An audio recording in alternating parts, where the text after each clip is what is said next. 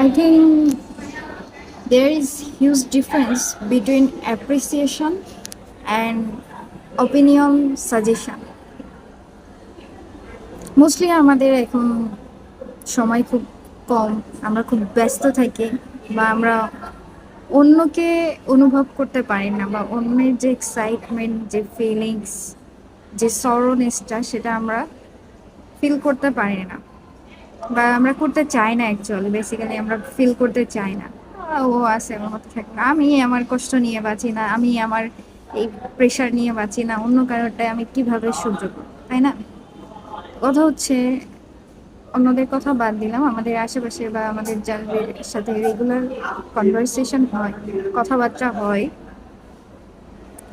এখন ধরি আমাদের কাছে কেউ এসে শেয়ার করলো, সেটা হতে পারে কষ্ট, স্ট্রাগল বা কোনো কিছু অর্জনের কথা। এখন আমি যে ব্যাপারটা খেয়াল করছি, এই ব্যাপারটা আমার নিজের মধ্যেও আছে যে আমরা খুব বেশি, মানে খুব দ্রুত উত্তর দিতে চাই। হ্যাঁ, আমরা ভাবি যে রিপ্লাই দিলেই বোধ হয় তার পাশে থাকা হলো, বা তার কথা শোনা হলো, বা তাকে বোঝা হলো। না, ব্যাপারটা এমন না। আমরা খুব দ্রুত উত্তর দিতে চাই। আমরা অপর পাশের মানুষটা কি বলছে সেটা বুঝতে চাই না, সে কোন মুড নিয়ে বলছে সেটা বুঝতে চায় না, সে কোন মুহূর্ত নিয়ে কোন ফিলিংসে আছে সেটা বুঝতে চায় না। তো আমরা কি করি, খুব দ্রুত সাজেশন অথবা ওপিনিয়ন ছুঁড়ে ফেলি তার দিকে, যেটা খুবই ভয়ঙ্কর ভাবে হিট করতে পারে সামটাইমস। হিট করে ওপিনিয়ন বা সাজেশন ছুঁড়ে না দিয়ে we should try something else. What is that?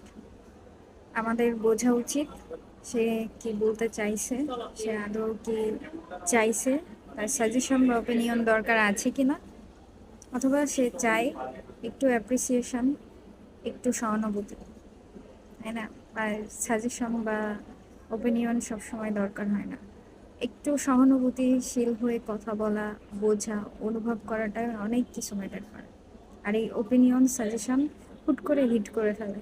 হ্যাঁ, হিট করে বলতে ইমোশনালি ড্যামেজ তো হয়, প্লাস একটা অদম্য শক্তি থাকে যে আমি এই কথাটা বলছি, হয়তোবা সেটা দুঃখ হইতে পারে, উঠে দাঁড়ানোর শক্তি তার মধ্যে অলরেডি জমা আছে, অথবা সে অনেক হ্যাপি, এক্সাইটেড, তো তার মধ্যে নেক্সট স্টেপ নেওয়ার শক্তি আছে। কিন্তু যখন এই ওপিনিয়নটা, মানে অপ্রয়োজনীয় ওপিনিয়ন তার দিকে ছুড়ে দেওয়া হয়, তখন সে হিট হয়।